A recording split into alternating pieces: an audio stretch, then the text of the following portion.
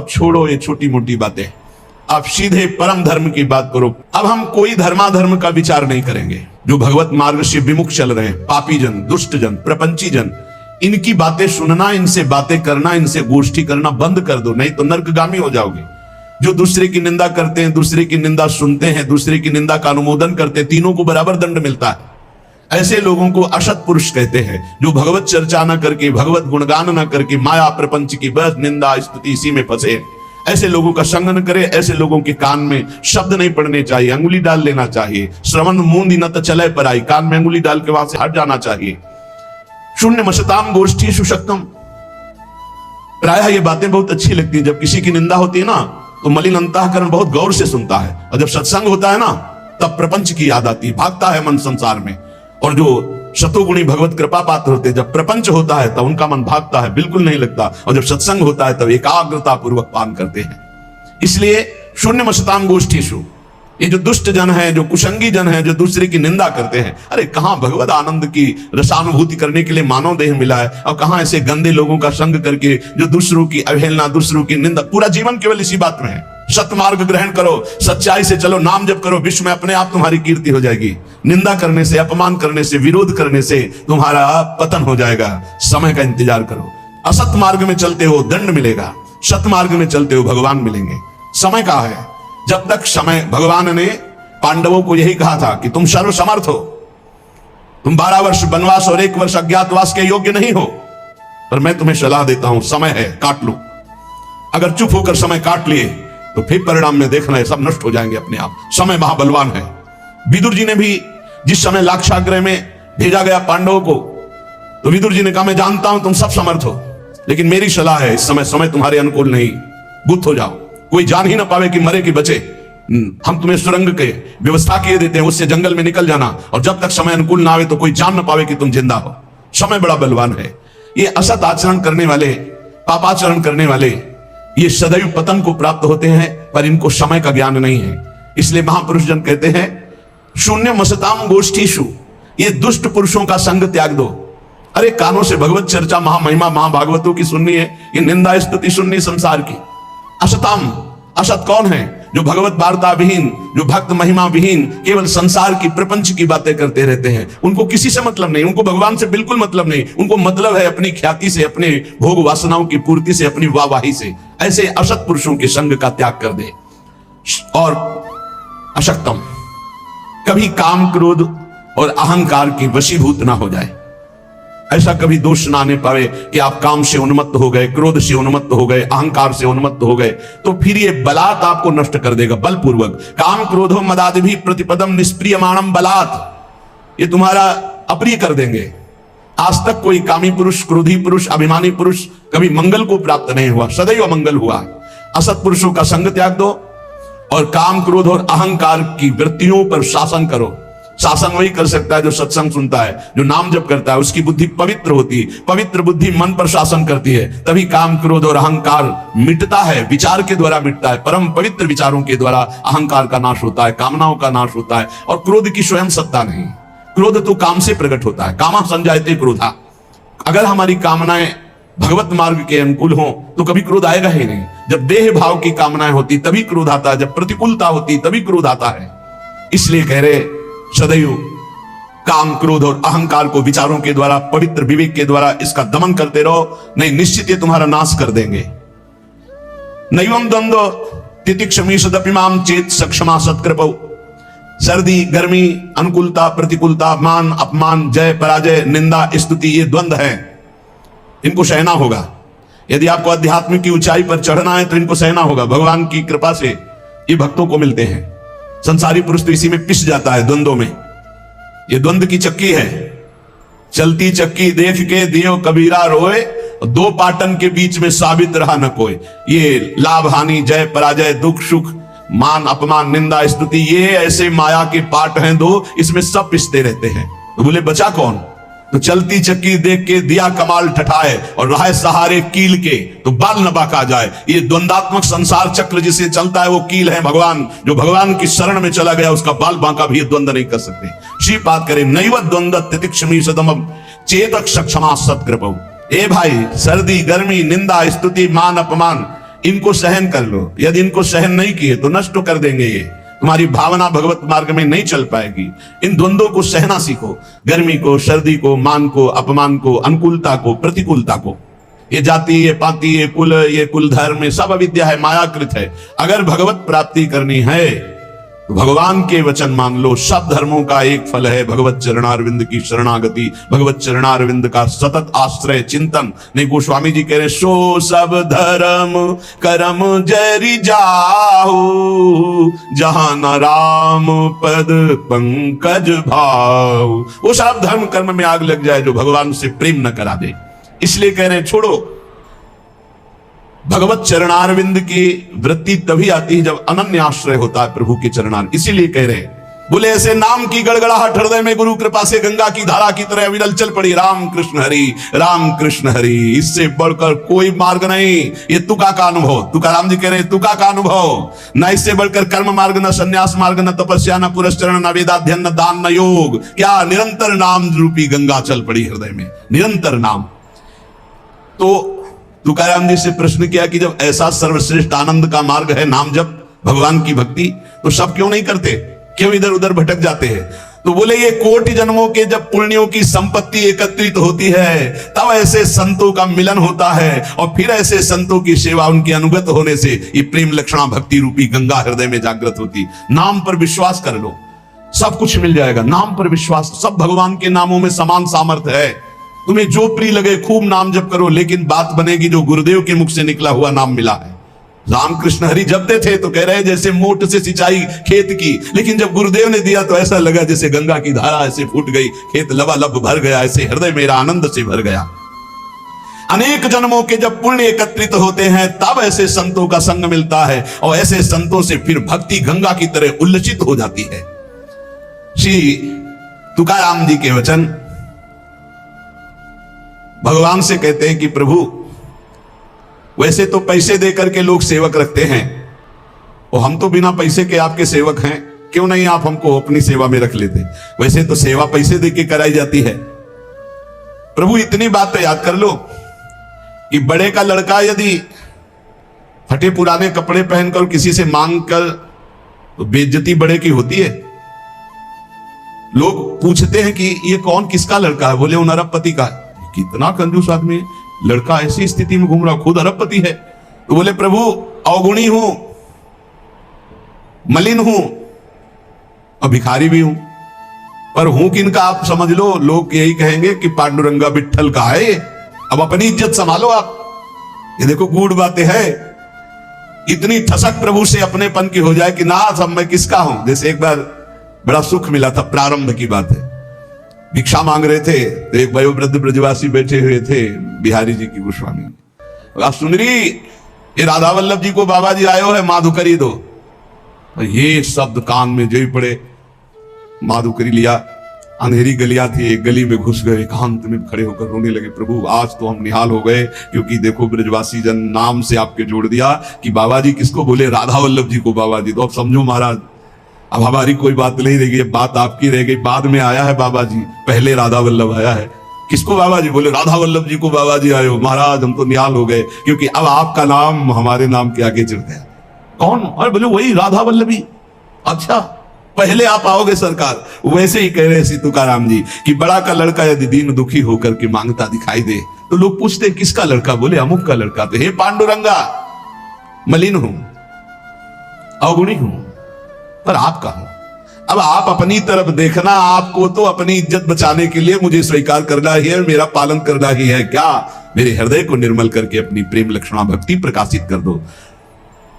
श्री तुकाराम जी कहते हैं जब उपासक प्राणी मात्र में अपने भगवान की भावना करता है और सबको सुख पहुंचाने की, सुख देवे को चाव चित सब सोहित निष्काम, उसी समय उसके हृदय में भगवत प्राप्ति की लालसा जागृत होती है। ध्यान रखना, सबको सुख देने की भावना, सब में भगवत भावना, तो इस भावना के बल से उसके हृदय में भावना जागृत हो जाती है कि मैं भावना तो कर रहा हूं कि सब में प्रभु हैं, लेकिन वो प्रभु कभी मेरे नेत्र गोचर तो हुए नहीं, मैंने देखा तो कब देखूंगा, कब व्याकुलता ऐसी आएगी। जो हर आचरण संतों को साक्षी करके करता है वो बहुत जल्दी भगवत प्राप्त हो जाता है। संतों को साक्षी करके, ये जो मैं काल कर रहा हूं अमुक संत ने कहा है, ऐसा करने से सिद्ध महापुरुषों को अपना आदर्श बना लेना चाहिए और पूरी दिनचर्या उनके अनुसार होनी चाहिए। कोई भी चेष्टा मनमानी नहीं होनी चाहिए। अगर आपसे पूछा जाए कि आप ये क्यों कर रहे हो, तो आपका उत्तर होना चाहिए कि अमुक जगह अमुक संत ने ये बात कही थी इसलिए मैं कर रहा हूं। संत को साक्षी बना करके ही हमारी संपूर्ण दिनचर्या, हमारे गुरु ने शाम को कहा है कि आप ऐसे कीजिए, ऐसे कीजिए, ऐसे कीजिए। एक ने पूछा था कि आपके गुरुजी तो सफेद भी पहनते हैं और आप बराबर 12 महीना पीला ही क्यों उड़ते हैं?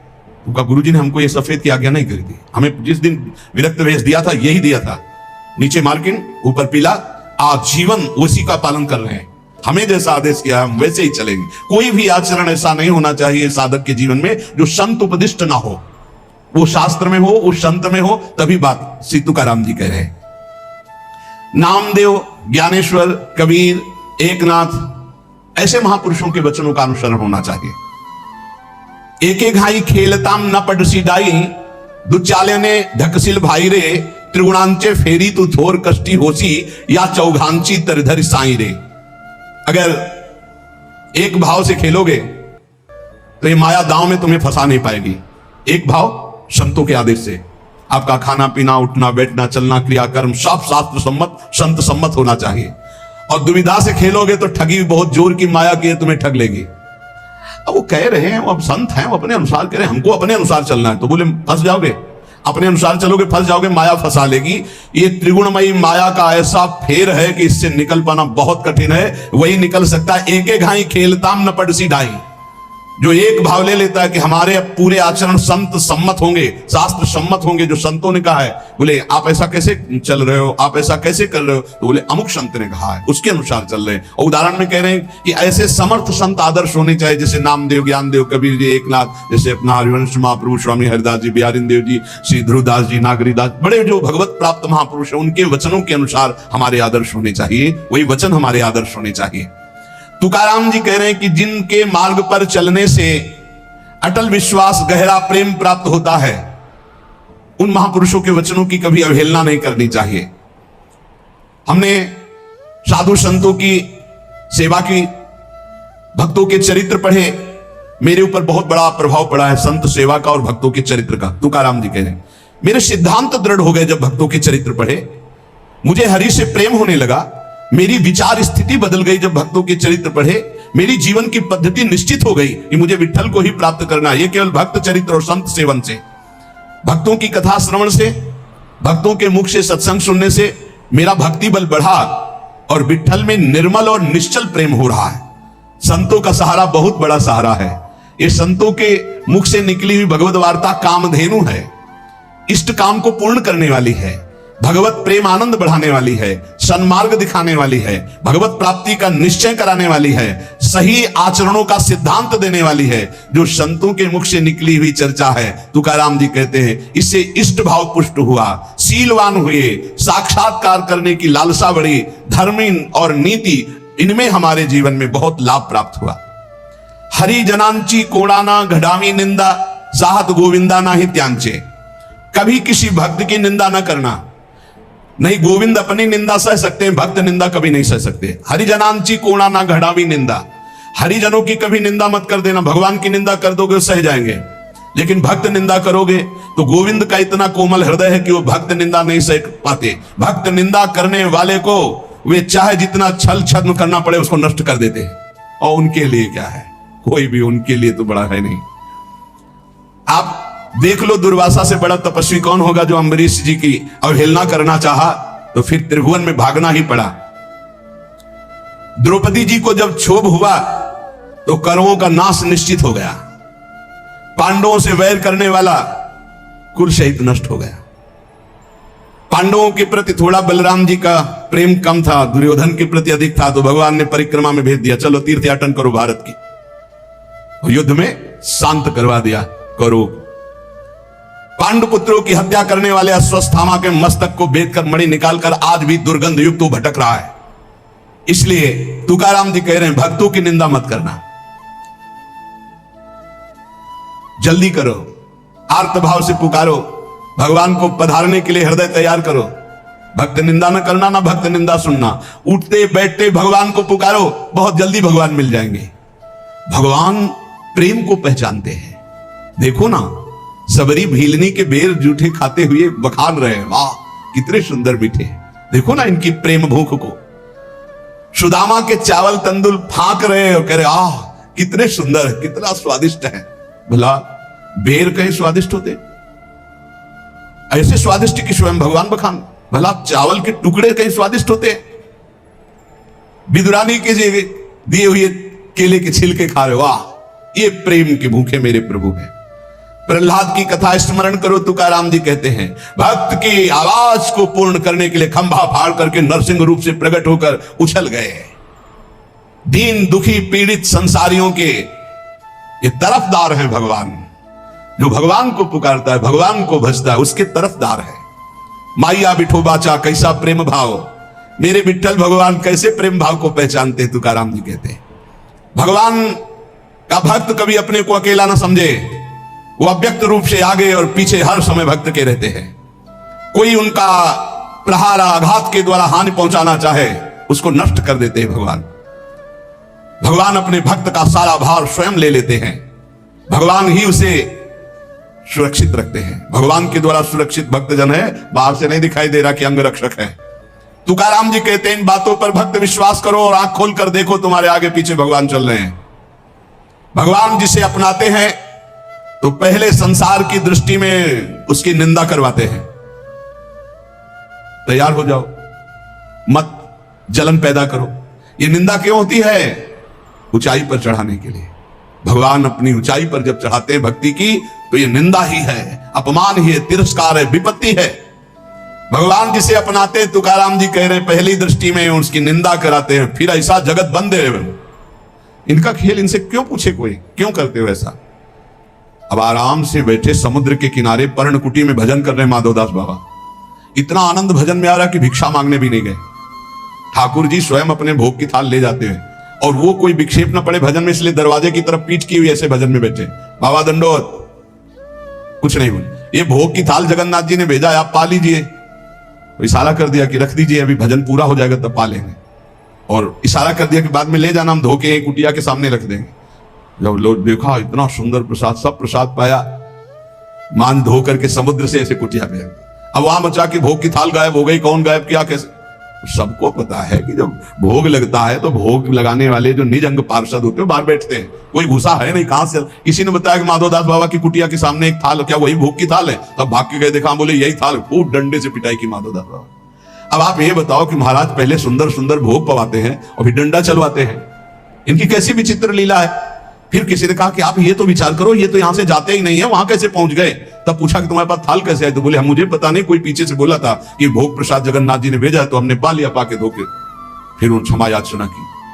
अगली रात्रि में बहुत ठंडी से शरीर कांप रहा था, तो अपनी रजाई उड़ा दी। और आप ठंडी में ऐसे, जब पार्षदों ने सुबह मंगला में देखा तो ठाकुर जी की रजाई गायब, तो पता चला माधवदास बाबा उड़े। तब सबको पता चला कि वो तो सिद्ध महापुरुष स्वयं ठाकुर जी ने पहुंचाई भोग की थाल। तो ये काहे को करते रहते? इनकी मौज, इनके खेल है, इनके खेल है, उनके जन है, उनके। अब प्रेमी जन इस बात को समझ पाएंगे, संसारिक आदमी कैसे समझ पाए ये क्या खेल है? पहले माल चलाते भी डंडा पड़, तो इनका खेल है। अब अगर तैयार हो इस खेल में तो फिर आओ हरि चरणारविंद की तरफ। श्री तुकाराम जी कहते हैं ये जिसे अपनाते हैं तो वंदे होने पर भी संसार निंदे, उनकी निंदा करता है और पीछे जगत बंद बनाते हैं। इसलिए कसौटी पर कसने के लिए तैयार हो। ऐसा वो क्यों बोला? क्योंकि हरि बुलवा रहे हैं। तो हरि क्यों बुलवा रहे हैं? तुम्हारा क्यों बोलने का अधिकार कैसे? तुम्हारा तन मन प्राण समर्पित है, तुम उनके सेवक हो। जैसे चाहे वो चाहे सिंहासन पे बैठा, चाहे रौंद दे चरणों से, उनके समर्पित है। अब क्या प्रश्न करना है? जोई जोई प्यारो करे सोई मोहि भाग। बोले प्यारो छोड़िए, नहीं तो तुम्हारे चश्मा कहां गया? सर्वान वस्तुतया निरीक्ष परम स्वाराध्य बुद्धिमम प्रवचन के लिए है ये क्रूरापि पापिनो न च सताम संभाष्य दृश्याश्च, ये सर्वान वस्तुतया निरीक्ष परम स्वाराध्य बुद्धिमम। कहां गया तुम्हारा ये चश्मा? सर्वाध्य बुद्धिमम मेरे आराध्य देव है। वहां बोले चूक हो, हाँ यही चूक संभालो, कोई निंदा अपमान करने वाला और नहीं। कौन है? मेरा ठाकुर। मुस्कुरा के कि पहचान पाओ तो पहचान लो, और पहचान गए तो कह रहे जगत बंद है। जिसकी निंदा वही जगत बंद है। अंगीकार जाचा केला नारायणे निंदते ही तेणे वंद केले। जिसे भगवान श्री हरि अंगीकार करते हैं, पहले विपत्ति अपमान तिरस्कार निंदा करवाते हैं। चाहिए तैयार हो जाओ भाई। जैसे आर्मी में नहीं तैयार करते हैं, पानी से निकलना हो तो कैसे निकलोगे, रस्सी की इतनी ऊंचाई चढ़ना है, इतनी दौड़, इतनी लंबाई, इतना ये, ऐसे ही भगवत पार्षद पद है, निंदा अपमान तिरस्कार, इससे निकलना होगा। बोले हाँ तैयार, तो बोले चलो। तो कभी बढ़िया प्रशंसा मान सम्मान, तो कभी अपमान, कभी सुख, कभी दुख, कभी लाभ, कभी हानि। इतना परिपक्व पार्षद तब वो परम पद का अधिकारी होता है।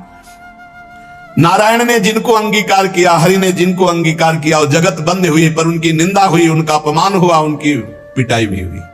ये इतिहास साक्षी, इसलिए तैयार रहो ना। हरि का आश्रय लिए हो, मजबूत बनाए जाओगे, पक्का तैयार रहो। हरि पार्षद हर बात के लिए तैयार रहे कि हम राजी हैं उसी में जिसमें तेरी रजा है मालिक। अरे बचपन से ऐसे ऐसे जंगल, ऐसे ऐसी जगह, ऐसे ऐसे रात्रि, सियार पास से बोल रहे हैं जिंदा खा जाए, उल्लू बोल रहे, झप झप गंगा जी की धारा, और ऐसी आवाजें, सांप की फुसकार, और अंधेरे में कुछ दिखाई नहीं दे रहा, रात्रि पार करनी, न टार्च न बिजली न कुछ न कुछ। वहां कौन है? हरि शरणम भगवान। आज तक कभी बिच्छी ने नहीं मारा, कभी सांप ने नहीं काटा, कभी किसी कीड़े ने नहीं काटा, कभी भूत प्रेत ने हमको कोई सताया नहीं, कभी कोई कहीं कुछ नहीं। अगर हम भूखे रहे तो इतना आनंद प्रदान किया हरि ने, कदम कदम पर सुख प्रदान किया।